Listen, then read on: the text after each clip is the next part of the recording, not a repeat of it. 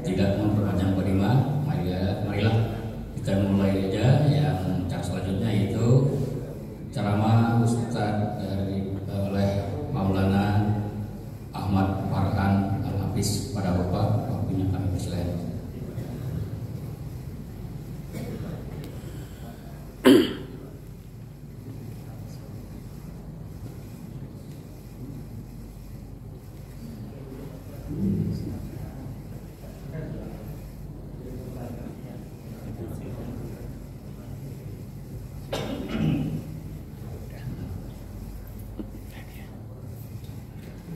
Bismillahirrahmanirrahim. Assalamualaikum warahmatullahi wabarakatuh. Waalaikumsalam warahmatullahi wabarakatuh. Innal hamdalillah nahmaduhu wa nasta'inuhu wa nastaghfiruhu wa nu'minu bihi wa natawakkalu alayhi wa na'udzu billahi min syururi anfusina wa min sayyiati a'malina. Man yahdihillahu fala mudilla lahu wa man yudlilhu fala hadiya lahu. Asyhadu an la ilaha illallah wahdahu la syarika lah wa asyhadu anna sayyidana wa maulana Muhammadan abduhu wa rasuluh. Allahumma salli wa sallim wa barik alaihi wa ala alihi wa ashabihi wattabi'ina lahum bi ihsanin ila yaumiddin, amma ba'd. Faqad qala Allah subhanahu wa ta'ala fi kitabihil karim ba'da a'udzu billahi minasy syaithanir rajim. Was-sabiqunal awwaluna minal muhajirin wal ansar walladzina ittaba'uuhum bi ihsan radhiyallahu anhum wa radu an. Wa qala an-nabiy sallallahu alaihi wasallam wal muhajir man hajara amma nahallahu anhu, atau kama qala Rasulullah sallallahu alaihi wasallam. Alhamdulillah, hadirin bapak-bapak, ibu-ibu jemaah yang dimuliakan Allah Subhanahu wa taala. Pertama dan terutama sekali mari kita bersyukur pada Allah Subhanahu wa taala dengan mengucapkan alhamdulillahirabbil alamin. Bersolawat pada Rasulullah sallallahu alaihi wasallam dengan mengucapkan Allahumma sholli ala sayyidina Muhammad wa ala ali sayyidina Muhammad. Yang saya hormati Bapak Ketua Masjid, pengurus masjid yang hadir pada malam hari ini. Yang saya hormati para alim ulama, tokoh masyarakat, cerdik pandai, imam masjid yang hadir di malam yang mulia ini. Yang saya hormati Bapak RW, Bapak RT, ketua yayasan, pembina, pengawas, dan bapak-bapak, ibu-ibu hadirin wal hadirat yang tidak bisa saya sebutkan namanya satu persatu, yang insya Allah kita yang hadir semua mendapatkan rahmat daripada Allah Subhanahu wa taala. Amin ya rabbal alamin. Bapak Ibu jemaah yang dimuliakan Allah Subhanahu wa taala, bersyukur kita pada Allah Subhanahu wa taala sampai malam ini Allah masih memberikan begitu banyak anugerah karunia pada kita. Terutama malam ini Allah masih memberikan kesehatan pada kita, panjang umur juga Allah masih berikan, dan yang paling mahal anugerah yang Allah masih berikan pada kita adalah Allah masih gunakan kita, Allah masih sibukkan kita dalam amal agama. Malam ini Allah yang memberi taufik pada kita untuk bisa datang ke masjid ini Bapak Ibu. Kita bisa melaksanakan sholat isya kemudian berjamaah. Ini adalah semata-mata taufik, pertolongan daripada Allah, bukan karena maunya kita. Tidak cukup, oh saya mau ke masjid kemudian bisa, enggak. Banyak Bapak Ibu, saudara-saudara kita di luar masjid sana, kalau ditanya mau tidak ke masjid, mau, tapi nggak sampai juga ke masjid. Kalau hanya sekedar kemauan, itu belum tentu juga bisa sampai ke masjid. Tapi kita bisa datang ke masjid ini murni semata-mata taufik, pertolongan daripada Allah Subhanahu wa taala. Maka anugerah ini yang kita syukuri, taufik atas agama, pertolongan atas agama. Dan kalau kita sudah syukur, maka ada harapan besar. Dengan syukur itu Allah akan istiqomahkan kita untuk taat pada Allah. Dengan syukur anugerah yang ada ini terus dijaga. Dengan syukur anugerah yang belum ada pun akan diadakan oleh Allah, didatangkan yang tidak kehidupan ini. Hadirin Bapak Ibu jemaah yang dimuliakan Allah, malam ini tanggal 2 Muharram. Malam ini sudah tanggal 2 kalau pakai kalender pemerintah. Malam ini tanggal 2, siang tadi tanggal 1. Azan maghrib itu sudah perubahan hari dalam Islam. Jadi maghrib tadi tenggelam matahari, maka sudah hari yang baru. Sebenarnya kita dalam hari-hari Bapak Ibu sudah biasa mengatakan ini hari ini, sekarang hari apa ini? Malam ini malam apa? Ini namanya malam Kamis. Jadi kita sudah menyebut Kamis itu mulai sekarang. Bukan dari jam 12 malam kan? Enggak. Dari jam maghrib tadi itu sudah malam Kamis. Maka malam ini sudah tanggal 2 Muharram. Nah, hadirin Bapak Ibu, kita duduk berkumpul di tempat ini untuk memperingati daripada tahun baru Hijriah. Tahun baru yang mana dalam penetapan tahun baru ini yang dulu dimulai oleh seorang sahabat, dimulai dengan hijrahnya Nabi Shallallahu Alaihi Wasallam. Maka kita kenal dengan istilah namanya tahun baru Hijriah. Kita ingin memperingati hal-hal yang seperti ini. Sebelum kita memperingati, maka tentu kita harus pahami amal seperti ini boleh atau enggak untuk dibuat. Hadirin Bapak Ibu yang dimuliakan Allah, wa kullu man bi ghairi ilmin ya'malu a'maluhu mardudatun la tuqbalu. Para ulama mengatakan siapapun orang beramal tapi tanpa ilmu, a'maluhu mardudatun la tuqbalu. Amal dia mardudah, tertolak, la tuqbalu, tidak akan diterima oleh Allah. Jadi amal itu harus ada ilmu Bapak Ibu. Contoh mudahnya kalau kita sholat tapi nggak tahu ilmunya sholat, mana mungkin sholat kita diterima Allah.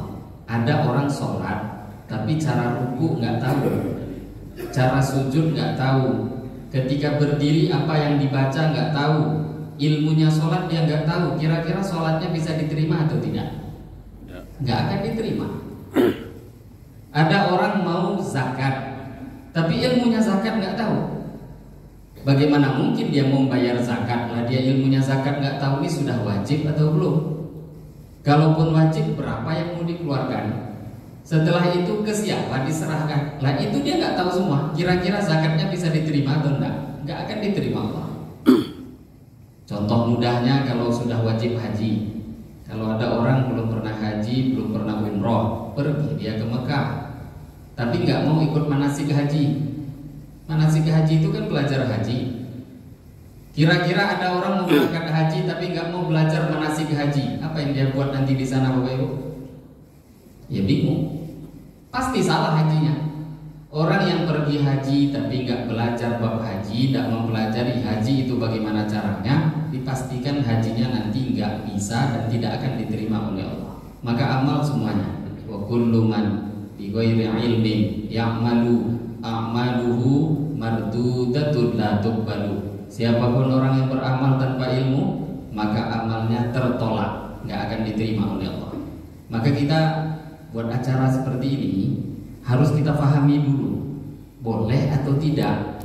Bagaimana kira-kira membuat acara seperti ini? Apa tanggapan agama di dalamnya?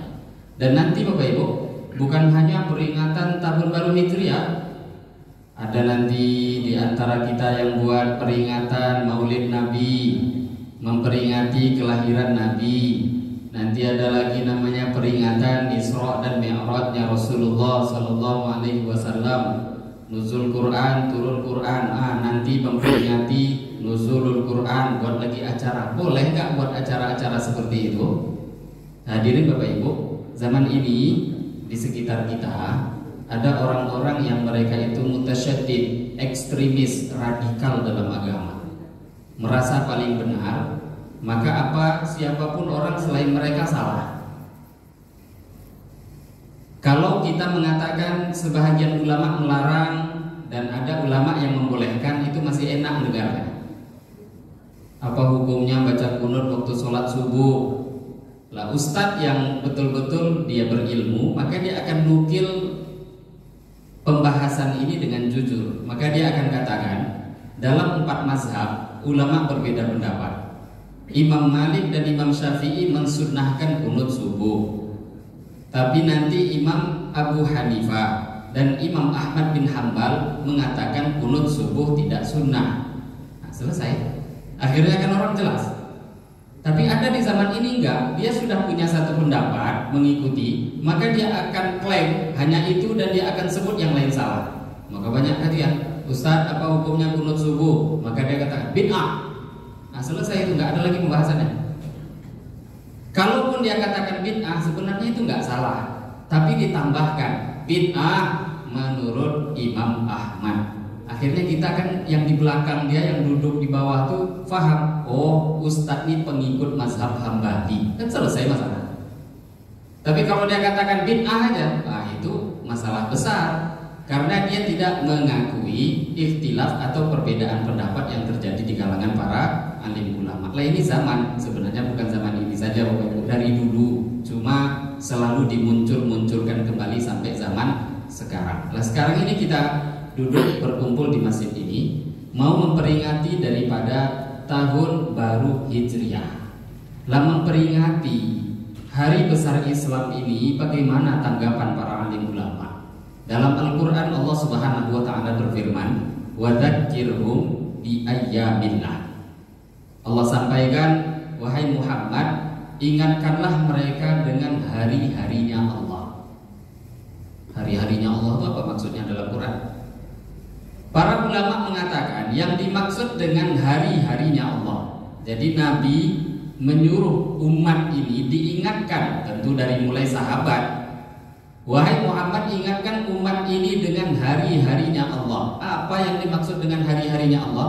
Yang dimaksud adalah hari-hari yang mana Allah menampakkan keagungan, kebesaran, tanda-tanda keagungannya. Ingatkan umat dengan hari-hari itu.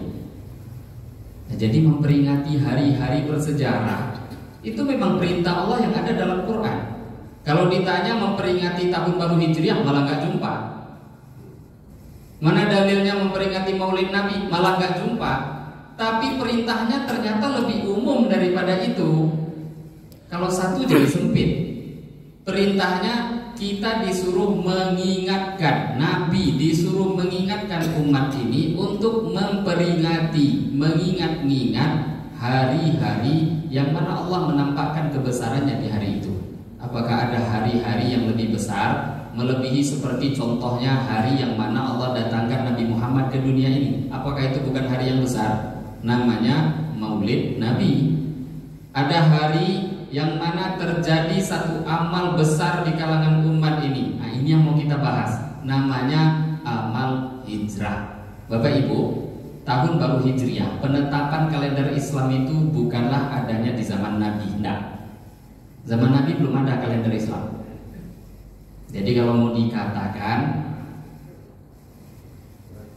ada orang-orang yang sibuk sekarang katakan bid'ah, sesat neraka, bid'ah, sesat neraka. Sebenarnya hidup mereka tuh penuh dengan bid'ah. Sadar tidak sadar, ngaku nggak ngaku. Nah contohnya bagaimana? Penetapan kalender Islam ini bid'ah Bapak Ibu, karena nggak pernah dibuat oleh Nabi. Lah terus kapan ini penetapan kalender Islam ini terjadi? Penetapan kalender Islam itu terjadi di zaman Amirul Mukminin Umar ibn Khattab radhiyallahu taala. Jadi zaman Sayyidina Umar. Sebelum Sayyidina Umar itu ada khalifah namanya Abu Bakar. Sebelum Sayyidina Abu Bakar baru namanya pimpinan umat Islam itu seluruhnya Nabi Muhammad sallallahu alaihi wasallam. Jadi di zaman Nabi setelah dia wafat, setelah Abu Bakar wafat, baru di zaman Sayyidina Umar ada perkumpulan para sahabat yang langsung dipimpin oleh Amirul Mukminin. Waktu itu Sayyidina Umar didatangi oleh beberapa orang sahabat yang besar. Kemudian disampaikan, wahai Amirul Mukminin, kita ini nggak ada kalender Islamnya. Sedangkan agama-agama di luar Islam punya. Sehingga kalau mau ngirim surat, mau apa tuh ada penetapannya. Tanggal berapa, tahun berapa. Kalau tanggalnya dengan bulan sudah ada. Dari zaman Nabi kan sudah ada namanya Muharram. Muharram, Safar, Rabiul Awal, Rabiul Akhir sudah ada bulannya. Penetapan tahunnya itu belum ada. Bulannya sudah ada. Maka waktu itu sahabat usul kepada Sayyidina Umar bin Khattab, dari mana kita hendak memulai kalender Islam ini? Maka akhirnya Sayyidina Umar katakan, mari kita rapat kumpul dulu. Nah, jadi Bapak Ibu, rapat, kumpul, musyawarah ini satu amal yang penting dalam Islam. Nah, tadi macam Pak RW ngasih tahu, kita perlulah kumpul rapat setahun sekali. Sebenarnya nggak setahun sekali Bapak Ibu, apalagi ngurus masjid ini. Kalau ada tiap hari yang mau musyawarah mengumpulkan orang untuk duduk mikirkan masjid, bukan hanya bangunan difikirkan, orang yang mau ngisi masjid difikirkan juga, itu jauh lebih baik. Karena Nabi diperintahkan musyawarah, wasyawirhum fil amr fa idza azamta fatawakkal 'alallah. Bermusyawarahlah engkau wahai Muhammad fil amr, dalam semua urusan. Dan kita tahu kan Bapak Ibu, Nabi itu kalau berbuat apapun, wa ma yantiqu 'anil hawa in huwa illa wahyu yuha. Nabi itu kalau bicara bukan dari diri. Nabi itu nggak akan berucap kecuali wahyu. Kalau bergerak itu wahyu, diamnya wahyu, bicaranya wahyu, pasti nggak salah. Kalau salah langsung Allah tegur.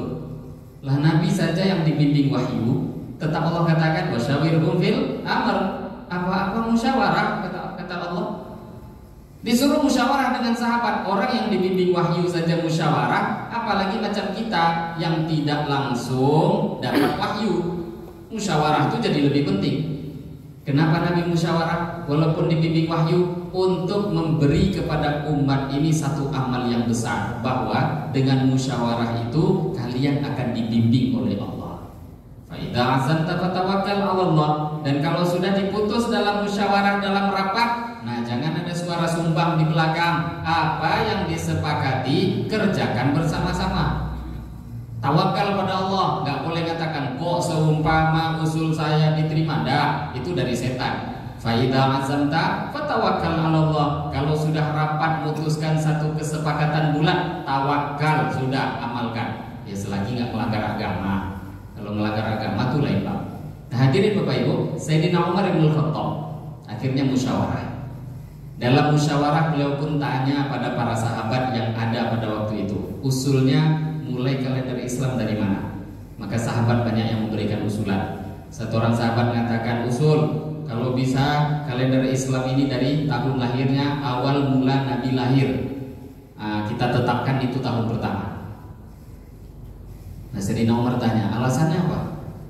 Yang gak ada hari yang lebih utama, kata sahabat ini, melebihi hari datangnya Nabi ke dunia ini. Karena dengan datangnya beliau, rahmat Allah turun. Dengan adanya Nabi, wujudnya Nabi datang ke dunia ini, kita ini semua kenal Allah, kenal agama. Akhirnya layak masuk surga. Gak ada hari yang lebih mulia dari itu, kata sahabat tadi. Maka Sayyidina Umar diam. Ada usul yang lain. Maka dia mengatakan, kita mulai saja Nabi Isra Mi'raj. Karena hari itu hari yang agung, banyak hadiah perintah Allah, terutama sholat diputuskan waktu itu. Maka Sayyidina Umar pun tanya, ada usulan yang lain?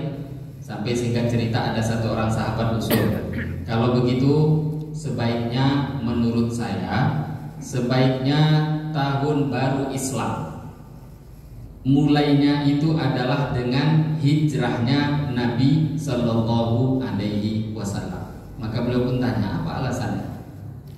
Maka kata orang ini, alasannya kalau seperti Maulid Nabi, Isra Mi'raj, dan hari-hari yang lain, itu semua hari agung, hari mulia, hari besar. Tapi contohnya saja seperti Maulid Nabi, kelahiran Nabi, itu hari besar, hanya bersifat kaitannya itu langsung dengan pribadinya Nabi saja. Kan pribadi Nabi itu kemuliaan Nabi, kita kecipratan sedikit. Tapi kan berkaitan dengan Nabi secara pribadi. Isra Mi'raj juga Nabi yang naik, Nabi yang diisrakan. Itu berkaitan dengan pribadinya Nabi.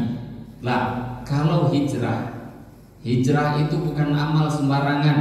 Hijrah itu bukan hanya berkaitan dengan Nabi Sallallahu Alaihi Wasallam, tapi hijrah itu langsung melibatkan semua umat. Nabi terlibat, sahabat terlibat, laki-laki terlibat, perempuan terlibat, anak-anak pun terlibat. Semua orang, siapapun kalangan umat Islam ini, yang besar, yang kecil, yang kaya, yang miskin, yang tua, yang muda, laki-lakinya, wanitanya, semua terlibat dalam amal ini. Namanya amal hijrah.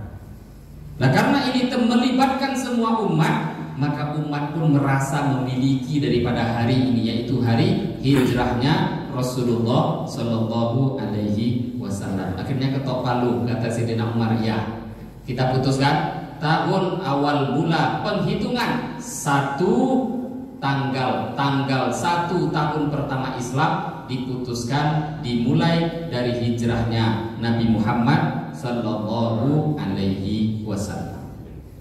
Nah, hadirin Bapak Ibu, ini yang perlu kita paham. Kadang kita ini lupa, kalau tidak diingatkan tentu lupa. Ternyata kalender hijrah ini nggak sembarangan penetapannya. Ada banyak usulan-usulan dan usulan itu bagus semua.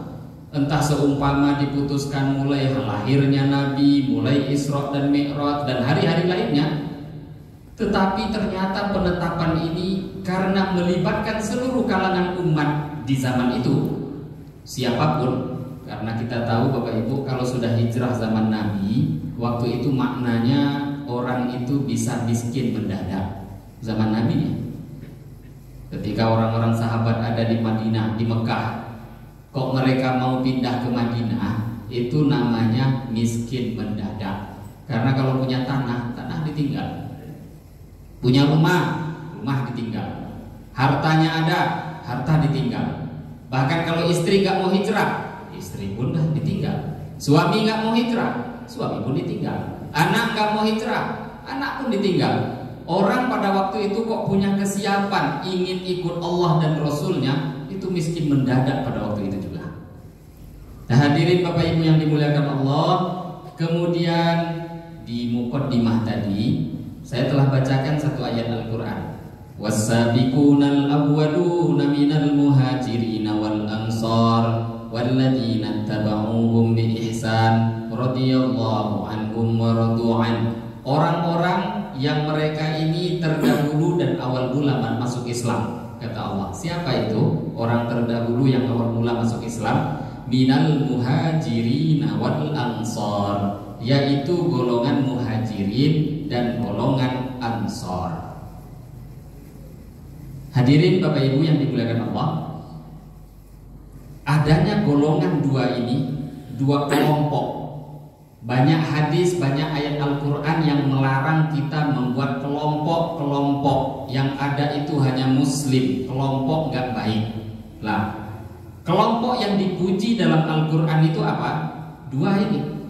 Ada namanya muhajirin, yang kedua namanya ansar. Ini dua kelompok yang dipuji oleh Allah.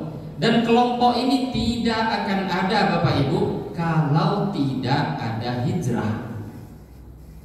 Bagaimana mungkin ada muhajirin kalau hijrah nggak ada? Bagaimana mungkin orang ansor itu ada kalau hijrah itu tidak ada? Muhajirin itu siapa? Orang yang hijrah meninggalkan Mekah menuju Madinah, itu muhajirin. Ansor itu siapa? Orang-orang yang menolong, yang membela, yang mereka itu mencukupi kebutuhan orang muhajirin. Ketika mereka telah tinggalkan Mekah, maka kawan-kawan mereka, orang-orang Ansor Madinah itulah yang menyambut. Maka dikatakan Ansor. Gak akan mungkin ada Ansor kalau muhajirin gak ada. Muhajirin gak akan mungkin ada kalau hijrah itu tidak ada. Nah, hadirin Bapak Ibu yang dimuliakan Allah, dua kelompok ini adalah kelompok yang mana dengan adanya dua kelompok ini, Islam itu baru betul-betul wujud di permukaan dunia ini. Lah, waktu di Mekah apa gak ada Islam? Ada. Waktu Nabi di Mekah ada Islam? Ada. Tapi Islam tuh gak nampak, gak muncul, tidak seperti yang diharapkan, tidak seperti yang dicita-citakan. Tapi ketika sudah mulai hijrah ke Madinah, maka baru ada namanya Islam secara amal di satu tempat, yaitu kampung Masjid Nabawi. Lah, ketika belum ada hijrah nggak ada.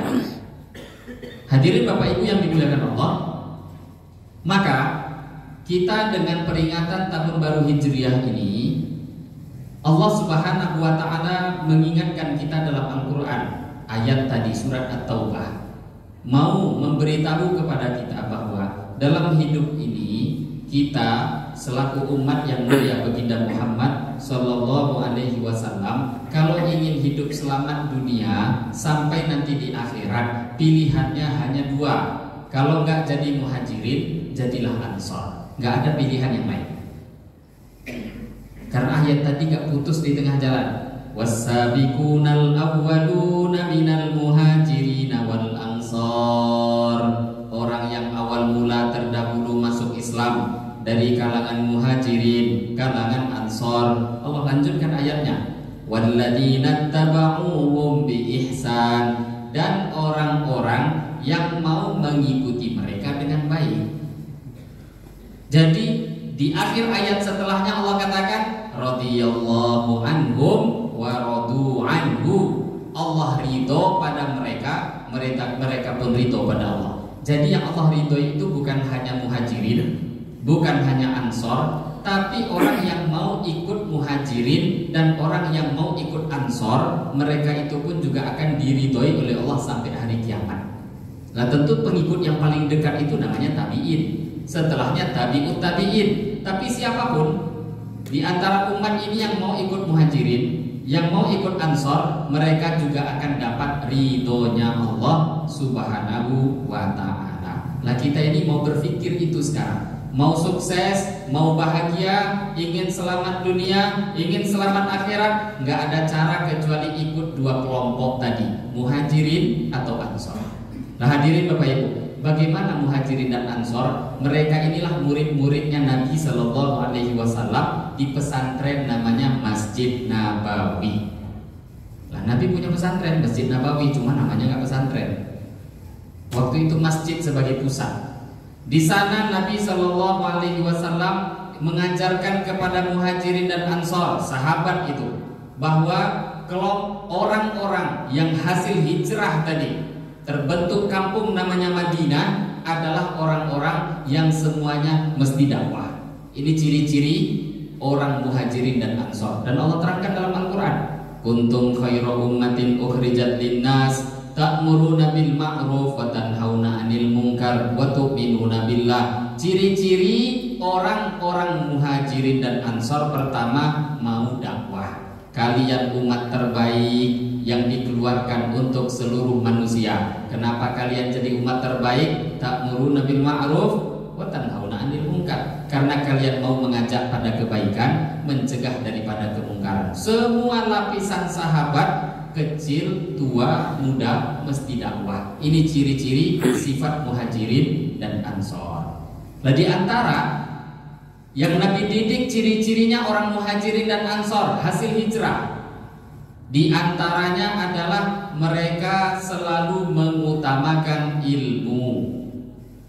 Walakin kunu rabbaniyina bima kuntum tu'allimunal kitab wa bima kuntum tadrusun. Ayat ini secara aslinya turun menceritakan tentang sifat Bani Israel yang beberapa di kalangan mereka soleh, bercerita tentang Bani Israel. Tapi ayat ini turun dalam Al-Quran dan tidak ada pembatasan. Maka maknanya ini pun juga untuk umatnya Nabi Muhammad Sallallahu Alaihi Wasallam, yaitu sifat para sahabat, mereka selalu belajar ilmu agama.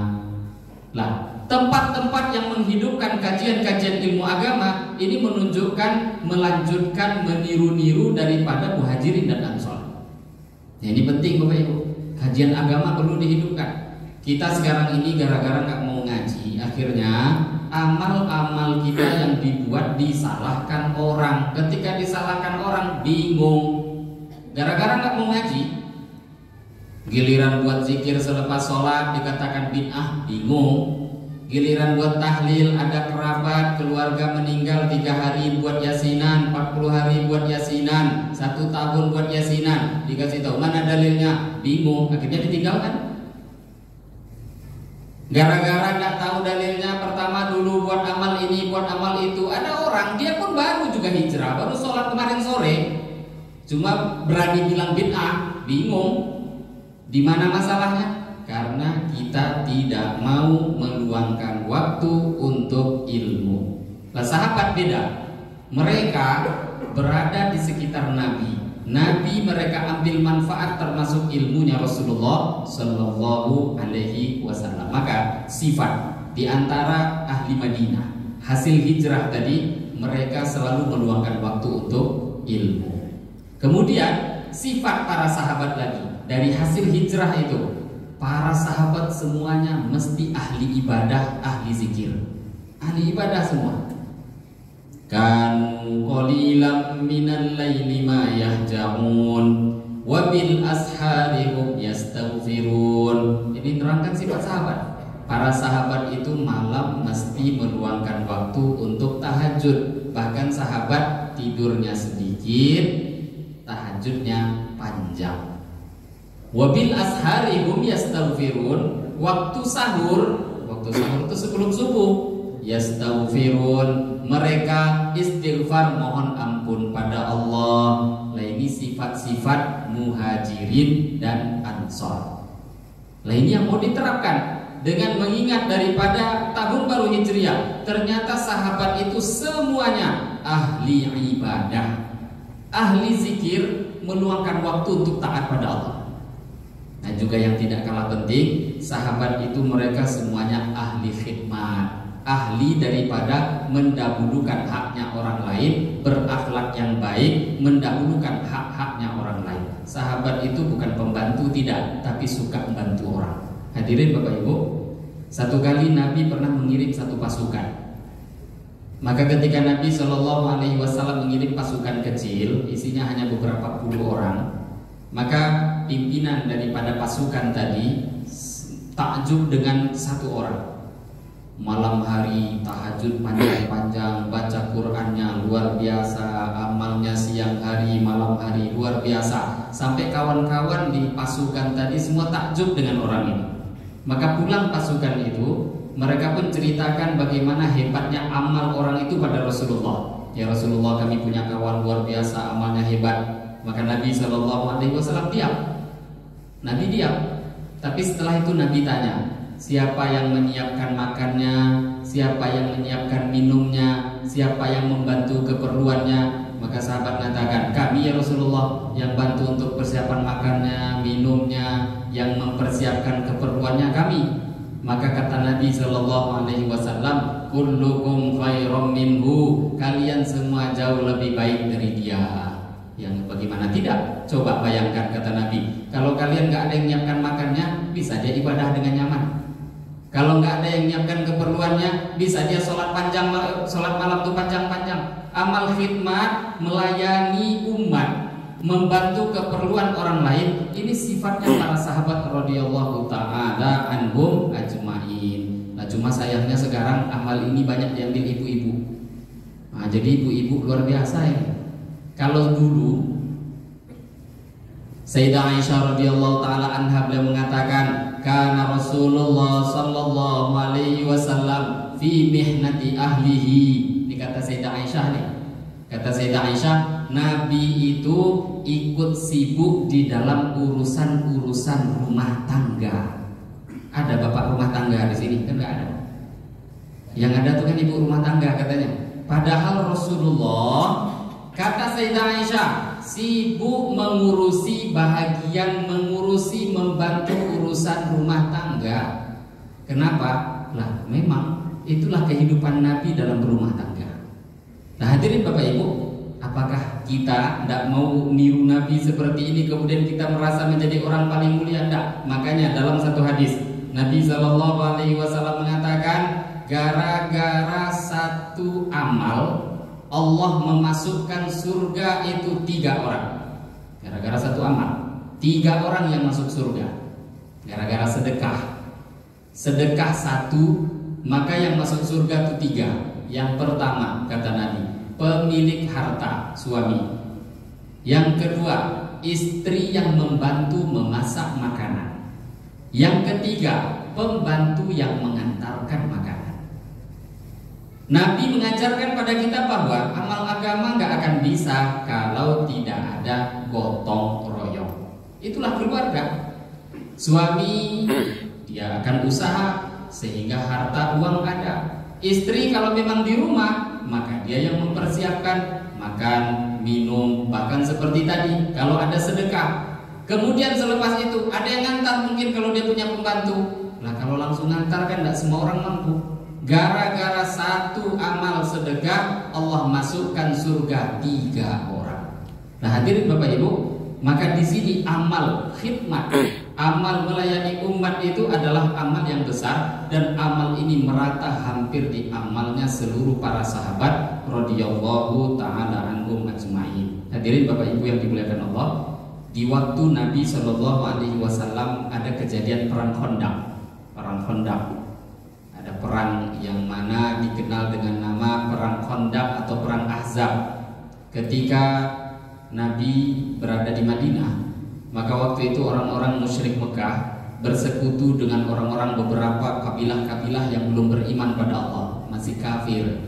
Dan bukan hanya itu, di Madinah pun ternyata terjadi pengkhianatan daripada kelompok orang-orang Yahudi, Bani Quraisyah, Bani Nadir. Berada dalam Madinah, ada perjanjian bahwa kita tidak akan berperang, saling menjaga. Waktu itu Nabi buat perjanjian, tapi ternyata waktu itu orang Yahudi berkhianat, sehingga dari luar diserang, dari dalam diserang. Waktu itu Nabi tanya usulan sahabat, apa yang mau kita buat? Maka sahabat satu orang bernama Salman Al-Farisi mengatakan, ya Rasulullah, saya datang dari Persia. Biasanya orang Persia itu kalau diserang, maka kami membuat benteng dari parit. Usulan Salman pun akhirnya diterima. Madinah semuanya digali parit untuk membentengi Madinah. Usulan dari siapa? Salman Al-Farisi. Maka ketika menggali parit itu, hadirin Bapak Ibu, yang turun langsung Nabi. Dan dalam beberapa riwayat diceritakan sahabat sedang lapar, Nabi pun lapar. Saking laparnya, itu perut Nabi dan sahabat diganjal dengan batu. Satu orang sahabat muda bernama Jabir bin Abdullah, ini dalam kitab Hayatus Sahabat, sejarah menceritakan, sahabat Jabir melihat kondisi itu sedih. Nabi lapar, sahabat lapar, bagaimana ini? Akhirnya izin pada Nabi, ya Rasulullah, saya izin dulu nggak ikut, mau pulang, ada keperluan sebentar. Maka Nabi katakan silahkan. Sampai di rumah Jabir pun jumpa dengan istri. Kemudian kata Jabir, wahai istriku, ada nggak kira-kira makanan di rumah? Maka kata istrinya, nanti tengok dulu. Rupanya ditengok ada gandum sedikit. Kemudian tengok di belakang rumah ada kambing kurus kecil. Maka disampaikan pada suaminya, suamiku, ada gandum sedikit, kemudian ada kambing kurus kecil kita di belakang. Kalau memang mau kita potong. Maka kata Jabir, ya sudah, masak. Roti tadi masak juga, kemudian kambing potong kita masak. Singkat cerita, kambing dipotong, dimasak, kemudian roti dibuat adonan dan dimasak. Jabir pun datang. Sebelum Jabir itu pergi, maka istrinya panggil. Apa kata istri Jabir? Wahai suamiku, tolong jangan engkau permalukan aku nanti di depan Rasulullah. Nah, apa memangnya kok bisa sampai mempermalukan? Iya, coba tengok di rumah kita, makanan ini kan cukup hanya untuk 10 orang. Jangan pula nanti ngajak lebih dari itu, yang malu saya nanti di rumah. Nah, kata Jabir, aman, nanti saya sampaikan nanti. Sehingga Jabir pun datang jumpa dengan Rasulullah Shallallahu Alaihi Wasallam. Ini hadis sahih. Sampai di depan Nabi, Jabir datang, kemudian berbisik, ya Rasulullah, saya di rumah masak sedikit makanan. Datanglah Tuhan dengan beberapa orang saja, karena sedikit makanan. Minta Tuhan nampak susah, sedikit makanan, maka datanglah Tuhan dengan beberapa orang saja.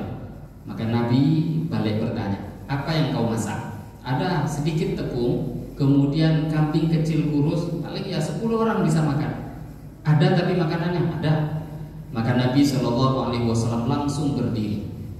Ketika Nabi berdiri, apa yang Nabi sampaikan? Ya ahlal Khandaq, orang yang ada di Khandaq, Jabir ngajak makan di rumahnya. Ayo datang. Waktu itu Bapak Ibu berapa jumlah yang gali parit? 1.500 orang. Dalam sebahagian riwayat 1.300 orang. Maka Jabir pun bingung. Lah, kira-kira apa nanti kejadian di rumah ini? Tadi istri udah pesan padahal. Akhirnya jalan Jabir tergopoh-gopoh lari pulang ke rumah. Maka akhirnya ngasih tahu, wah istri, tengok tuh yang udah berapa banyak. Istrinya pun mau marah. Lah kan tadi udah saya sampaikan. Lah kata Jabir, udah pesan engkau tadi udah saya sampaikan ke Rasulullah. Maka istrinya ketika mendengarkan perkataan Jabir sudah disampaikan pada Rasulullah, langsung wajah istrinya berubah. Oh sudah disampaikan? Ya, kalau sudah disampaikan nggak ada masalah. Itu urusannya Rasulullah Shallallahu Alaihi Wasallam. Sampai di rumah, maka Nabi pesankan kepada Jabir, Jabir, masakan kambing jangan diturunkan dari tungku. Apa yang roti engkau masak jangan keluarkan dari tempat masaknya sebelum aku datang. Maka akhirnya setelah Nabi datang, Nabi pun mendatangi masakan tadi, gulai kambing itu didatangi. Kemudian Nabi doakan, bahkan dalam beberapa riwayat Nabi ludahi sedikit, diberkahi Nabi, didoakan. Begitu caranya memang Nabi buat. Singkat cerita, kata Jabir, akhirnya masuklah satu rombongan ke rumahnya Jabir. 10 orang datang makan keluar, 10 orang datang makan keluar. Kata Jabir, 1.500 sahabat semuanya ikut makan. Ketika mereka pergi, kami buka itu tungku, sedikit pun tidak berkurang. Nah ini hadirin Bapak Ibu, ini semua hasil apa? Hasil amal ahli Madinah, namanya amal khidmat. Nah ini amal-amal yang seperti ini terwujudnya adalah dikarenakan dulu adanya hijrahnya Nabi dan para sahabat, kemudian membentuk satu penduduk amal, mereka mengikuti apa yang disampaikan oleh Rasulullah Shallallahu Alaihi Wasallam. Nah hadirin Bapak Ibu, kita kadang mendengarkan cerita seperti ini, kita anggap itu hanya dongeng. Ya itulah tadi, karena saking jarangnya kita mendengarkan kisah Nabi dan para sahabat. Padahal dalam Al-Quran beberapa waktu yang lalu kita Idul Adha.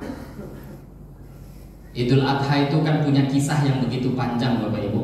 Kisahnya Nabi Ibrahim, yang mana Nabi Ibrahim mimpi disuruh nyembelih anak. Kemudian beliau pun akhirnya singkat cerita mengikuti perintah Allah. Akhirnya Nabi Ismail ditukar dengan kambing, dan Allah katakan aku terima amalmu. Sampai di ayat akhirnya apa Allah katakan? Inna kadzalika najzil muhsinin. Kata Allah, seperti itulah nanti wahai Ibrahim, seperti engkau diterima amalnya oleh Allah, aku juga akan terima nanti amal-amal orang yang berbuat kebaikan. Jadi Allah beritahu bahwa janji Allah itu bukan hanya untuk para nabi, tapi siapapun yang mengamalkan kebaikan sampai hari kiamat juga akan Allah beri balasan yang sama seperti dulu Allah beri kepada para nabi, para rasul alaihi wassalam. Nah cuma sayangnya kita kadang dengar cerita sahabat itu kita bilang itu untuk sahabat. Enggak, janji Allah terus berlaku sampai hari kiamat. Hadirin Bapak Ibu, ada dulu namanya Nabi Yunus ibnu Matta. Pergi meninggalkan kampung, tahu-tahu ditelan ikan. Sampai di perut ikan beliau berdoa, La ilaha illa anta subhanak inni kuntu minadh dhalimin. Terus diulang-ulang, panjang ceritanya. Akhirnya Allah katakan dalam Al-Quran, Fastajabna lahu wa najjaynahu minal gham. Kata Allah, aku kabulkan doanya Yunus, aku selamatkan dia dari kesusahan. Dan Allah nggak berhenti di situ. Allah lanjutkan, wa kadzalika nunzil mu'minin. Kata Allah, seperti itu jugalah nanti akan aku tolong orang-orang yang beriman. Allah beritahu di belakang ayat, ini bukan cuma janjiku untuk Yunus, tidak, tapi siapapun orang selagi beriman kok niru Yunus, akan aku tolong dia sebagaimana aku menolong Yunus alaihi salatu wassalam. Itu makna inna kadzalika najzil muhsinin dan ayat wa kadzalika nunjil mu'minin. Nah hadirin Bapak Ibu, kita ini orang-orang beriman, kalau nggak ditolong Allah kan nggak mungkin kita beriman pada Allah. Apa gunanya? Inna lanansuru rusulana walladzina amanu fil hayatid dunya wa yauma yaqumul ashhad. Allah dalam Quran pun beritahu, aku akan tolong para rasulku. Tapi ayatnya kan tidak berhenti di situ. Walladzina amanu, dan orang-orang yang beriman. Rasul aku tolong, orang beriman juga kata Allah. Fil hayatid dunya wa yauma yaqumul ashhad, di dunia ini dan begitu juga di akhirat. Maka hadirin Bapak Ibu, peringatan daripada tahun baru Hijriah ini, bagaimana kita mengambil sikap meniru daripada dua kelompok tadi. Hasil dari hijrah namanya kelompok Muhajirin, hasil dari hijrah ada kelompok namanya Ansor. Siapapun yang kita tiru dari kalangan mereka, yang kita kenal dengan nama para sahabat radhiyallahu taala anhum, pasti kita akan sukses dunia, sukses juga nanti di akhirat. Nah hadirin Bapak Ibu, tidak ada di kalangan umat ini yang betul-betul dapat jaminan surga padahal masih hidup di dunia kecuali sahabat. Nggak ada. Sahabat itulah yang dapat jaminan. Bahkan dalam hadis yang diriwayatkan oleh Ibnu Mas'ud, ucapan Ibnu Mas'ud, beliau mengatakan, apa kata Ibnu Mas'ud? Manistanna faliyastanna bimang qad mata. Siapa yang mau mengambil contoh hidup, siapa yang mau mencari cita-cita hidup, maka ambillah contoh atau cita-cita hidup itu kalian jadikan cita-cita hidup kalian itu niru para sahabat. Kalau mau cari contoh hidup orang yang sudah mati, kata Ibnu Mas'ud.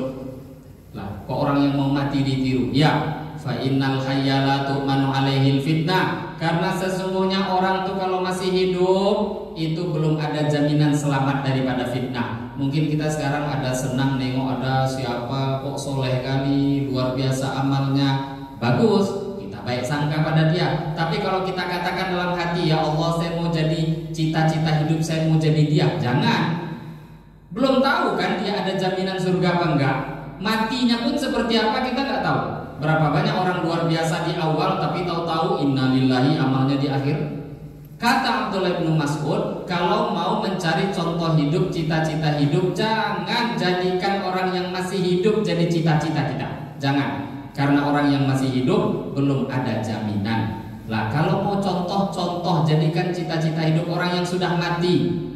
Tapi tidak semuanya juga, kata beliau, ulaika ashabu Muhammad, orang yang sudah mati yang layak dicontoh cuma satu, mereka adalah para sahabatnya Nabi Muhammad sallallahu alaihi wasallam. Jangankan mati, hidupnya saja sudah diridhoi oleh Allah. Nah hadirin Bapak Ibu, ayat tadi surat At-Taubah ayat 100, wasabiqunal awwalun, ini sebagai ayat yang mendorong kita bahwa hidup kita sebagai orang Islam mau tidak mau mengarah kepada mereka. Tiru Muhajirin atau tiru Ansor, tiru para sahabat, nggak ada pilihan-pilihan meniru orang-orang yang selain mereka. Nah, meniru itu pun diperintahkan Allah tadi, walladzina tabauhum. Hadirin Bapak Ibu, ada contoh yang diberikan satu orang yang dia jadi artis tapi hijrah. Dia cerita, waktu dulu masih konser, sering konser, itu setiap artis konser itu kan ada yang namanya, kalau bahasa Jawa namanya penderek, pengikut. Ada pengikut. Jadi yang bawakan barang, kemudian yang bawa keperluan, yang ngurus sendal, dia keperluan segala macam, mengikuti artis tadi. Ini namanya pengikut. Lah kan selain pengikut, itu di kalangan artis ada namanya fans, pencinta, yang suka dengan artis tadi. Lah hadirin Bapak Ibu, mana yang lebih tinggi, pengikut dengan orang yang mencintai? Lebih jauh tinggi pengikut kan? Nah kalau artis ini dia naik panggung, maka yang ikut tadi boleh naik panggung, karena dia bawa sepatu, sendal, barang-barang semua. Kalau artisnya masuk hotel, dia dapat fasilitas hotel juga. Kalau artis tadi makan, dibawa ke restoran, makanan enak, dia dapat makan enak juga. Padahal yang ikut ini tadi suruh nyanyi gak bisa itu, main gitar juga gak pandai. Tapi karena ngikut, semua keuntungan artis tadi dia dapatkan, walaupun keahliannya gak layak. Itulah kelebihan pengikut. Lah kalau cuma pencinta, suka, ya itulah fans tadi. Kalau giliran kepanasan, kehausan, yang ikut tadi minumannya Coca-Cola, Fanta, dingin, enak. Nah, tapi kalau yang fans itu kepanasan, panggilkan mobil pemadam kebakaran kan disiram nanti. Nah itulah. Yang senang cuma dapat disiram, yang ikut nggak ada kelebihan tapi dapat minuman enak. Ini contoh saja. Ini dalam agama namanya tamfil. Nah, hadirin Bapak Ibu, begitulah juga contoh orang yang mau ikut Nabi atau ikut sahabat. Kita seperti apapun Bapak Ibu, gak akan mungkin bisa sama amal kita dengan Nabi, begitu juga dengan sahabat. Mereka itu seperti bintang-bintang di langit, terlalu jauh, terlalu tinggi, terlalu hebat. Tapi kalau kita mau ngikuti, sedikit demi sedikit ngikut, bukan cuma merasa suka dan senang, itu juga lumayan, tapi ngikut. Walaupun nanti kita tidak layak, coba kita bayangkan Bapak Ibu, apa layak kita disamakan surga, digabungkan dengan Nabi? Berani kita minta? Ya berani, tapi layak nggak layak? Berani kita minta, ya Allah gabungkan saya dengan para sahabat surganya. Minta mungkin berani, tapi layak, coba kita bayangkan layak atau tidak? Nggak layak. Tapi masalah layak nggak layak itu urusan Allah. Kalau betul kita mau ikut dengan mereka, Allah yang membuat layak nanti kita berkumpul insya Allah dengan mereka nanti di surga. Kita nggak layak memang. Tapi kalau sudah mau ngikut, itulah satu keinginan para sahabat. Ayat Al-Quran, wa may yuti'illaha war rasul. Satu orang sahabat datang jadi perwakilan. Kemudian ketika itu mereka datang, perwakilan ini sampaikan, ya Rasulullah, kami berpikir bahwa Tuhan itu terlalu tinggi derajatnya di sisi Allah. Kalaupun seumpama kami ini masuk surga, Tuhan kan pasti masuk surga. Tuhan tuh surganya terlalu tinggi. Kalaupun kami masuk surga, surganya tuh jauh nanti di bawah Tuhan. Lah kami khawatir, kata sahabat ini, jangan-jangan nanti kalaupun kami masuk surga gak bisa lagi jumpa dengan Tuhan. Nabi terdiam, gak bisa jawab Nabi. Hadirin Bapak Ibu, tidak berapa lama turun ayat Al-Quran. Wa may yuti'illaha war rasul fa ulaika ma'al ladina an'amallahu 'alaihim minan nabiyyina was-siddiqina wasyuhada'i was-salihin wa hasuna ulaika rafiqa. Nabi panggil sahabat tadi, beritahu yang lain, kata Nabi. Ayat ini turun, siapa yang taat pada Allah, siapa yang taat pada Rasulnya, ikut Allah, ikut Rasulnya, mau ikut, maka faulaika ma'al ladina an'amallahu 'alaihim. Allah akan kumpulkan mereka nanti di akhirat bersama dengan orang-orang yang Allah beri nikmat pada mereka, para nabi, para rasul, siddiqin, syuhada, solihin, dan mereka itulah sebaik-baik orang yang dijadikan kawan. Kata Nabi, al-mar'u ma'aman ahabba, seseorang nanti akan dikumpulkan bersama dengan orang yang dia cintai. Sahabat mengatakan, tidak ada ayat yang lebih menggembirakan kami daripada ayat ini, yaitu kita ini akan dikumpulkan bersama dengan orang yang kita cintai dan orang yang kita ikuti. Nah itu sahabat merasa nggak layak, apalagi kita. Maka hadirin Bapak Ibu, inilah momen daripada hijrahnya Nabi, momen tahun baru Hijriah, momen kita meluruskan arah diri kita. Orang tuh kalau nggak punya arah, bingung. Arah kita tuh cuma satu, ikut Nabi, ikut sahabat, amalkan agama, pasti sukses. Kalau sudah ada pemahaman pentingnya agama, maka berarti hidup di dunia ini menjadi mudah. Inti daripada hijrah hanya satu. Nabi SAW bersabda, wal muhajir man hajar amma nahallahu anhu. Ini inti hijrah. Aslinya hijrah itu, orang yang hijrah, hakikatnya hijrah kata Nabi adalah orang yang berhijrah meninggalkan perkara-perkara yang dilarang oleh Allah. Hijrah itu berpindah. Lah hijrah yang sebenarnya hijrah, kita berpindah, meninggalkan hal-hal yang dilarang Allah menuju hal-hal yang diperintahkan oleh Allah. Dan hijrah itu kita evaluasi diri, koreksi diri, seberapa jauh sudah amal yang kita buat, berapa sudah umur yang kita miliki, berapa yang sudah kita buat untuk taat pada Allah. Hadirin Bapak Ibu, kita ini manusia, umur kita ini nggak terlalu panjang. 63 tahun itu rata-rata. Umur Nabi itu sudah rata-rata umurnya umat ini. Bahkan Nabi pernah dalam satu majelis, Bapak Ibu, Nabi mengatakan di satu majelis, apa kata Nabi? Waktu itu di 100 tahun setelah ini, kata Nabi, nggak akan ada yang hidup. Dan sebelumnya 100 tahun yang lalu, kata Nabi, di antara kita juga nggak ada yang hidup. Nah, coba kita bayangkan juga, kalau Nabi yang ngomong di antara kita, kan betul itu. 100 tahun yang lalu ada yang hidup di antara kita? Nggak ada. 100 tahun kemudian kira-kira kita masih hidup nggak? Insya Allah nggak hidup. Kalau hidup pun susah, Bapak Ibu. Umur sekarang 70 tambah 100, 170 tuh. Lah umur 80 aja sekarang sudah kencing, berak, udah susah. Maka kita bayangkan, hidup di dunia memang gak lama. Kita datang ke dunia ini memang singgah. Nah hadirin Bapak Ibu, kalau umur umat ini rata-rata cuma 60 tahun. Kalau kita nggak evaluasi diri, nggak ukur-ukur daripada umur ini, bisa-bisa umur kita habis untuk dunia. Coba kita bayangkan Bapak Ibu, kita ini, setiap kita itu masa balighnya itu kan 15 tahun. Maknanya 15 tahun itu kalau dalam Islam itu nggak ada tuntutan agama. Kalau belum sholat belum dosa. Kalau dia belum mengamalkan apapun nggak ada dosa. Itu sampai kapan? 15 tahun. Lah berarti maknanya 15 tahun ini kan kosong. Kemudian coba kita bayangkan Bapak Ibu, kita ini semua mesti setiap hari itu kan tidur. Tidur itu rata-rata kita berapa sehari? 8 jam. Dari bayi itu lebih panjang lagi tidurnya. Lah rata-rata dalam hidup ini tidur 8 jam. Kalau kurang dari itu kata dokter kurang baik. 8 jam tidur, 8 jam itu sepertiga hidup kita dalam sehari. Sepertiga hidup kita dalam sehari. Maknanya tanpa kita sadar, sepertiga hidup kita ini tidur. Kalau umur tuh 60 tahun Bapak Ibu, berarti tidurnya 20 tahun. Kan seperti itu jadinya. Kemudian kita ini, normalnya orang itu kan kerja. Lah kok hidup nggak kerja terus bagaimana keluarganya? Rata-rata kita tuh kerja sehari 8 jam. Banyak yang lebih.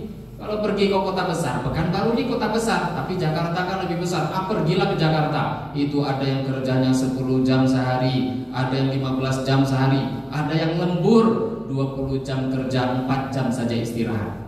Nah ini 8 jam paling sedikit. Kalau kita kerja 8 jam, itu maknanya sepertiga hidup kita kerja.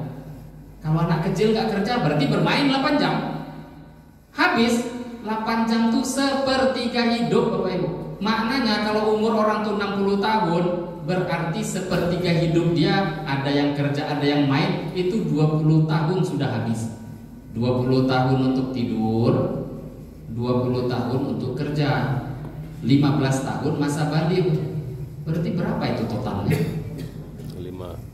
55 tahun. Ini cuma hitung-hitungan. Namanya juga evaluasi akhir tahun, evaluasi hijriah. Lah maknanya Bapak Ibu, kalau ada orang umur 60 itu kalau sampai 60 umurnya, sudahlah tadi tidurnya sepertiga hidup, kerja sepertiga hidup, dikurangi masa balik, salah 5 tahun. Lah 5 tahun tadi dikurangi pula ngerokok, ya kan? Duduk di kedai minum kopi, main catur, segala macam, nonton TV. Nah dari 5 tahun tuh kira-kira berapa yang sisa untuk agama Bapak Ibu? Maka inilah pentingnya kita untuk sungguh-sungguh dalam hidup kita yang sementara ini. Jangan kita tidak mau meluangkan waktu untuk agama. Sholat 5 waktu di masjid, jaga. Kalau sudah nggak sholat 5 waktu di masjid, habis sudah umur dia untuk tadi itu semua. Kalau ada kajian, luangkan waktu untuk taklim, luangkan waktu untuk ibadah, luangkan waktu untuk zikir, luangkan waktu untuk khidmat dan lain sebagainya. Maka berarti hidup kita ini, walaupun tadi hanya mungkin sekedar meluangkan waktu untuk sholat dan lain sebagainya, walaupun mungkin 50 tahun tadi kita total entah kemana perginya, semoga nanti amal yang sedikit itu pun diterima oleh Allah Subhanahu wa Ta'ala. Hadirin, nah kalau nggak diluangkan habis sudah. Maka penting bagi kita untuk mengingat datang ke dunia hanya sementara dan perlu kita meluangkan waktu untuk agamanya Allah Subhanahu wa Ta'ala. Nah ini hadirin Bapak Ibu yang bisa saya sampaikan sedikit tentang peringatan tahun baru Hijriah. Memang tahun baru Hijriah, tapi kita perlu mengingat apa maksud dan tujuan daripada hijrahnya Nabi dan para sahabat radhiyallahu taala anhum ajma'in. Ini mungkin yang bisa saya sampaikan dalam kesempatan yang singkat ini. Lebih kurangnya saya mohon maaf. Semoga apa yang disampaikan ini berfaedah. Niat amalkan dan dakwahkan, sampaikan juga pada saudara-saudara Islam kita lainnya. Lebih kurangnya saya mohon maaf.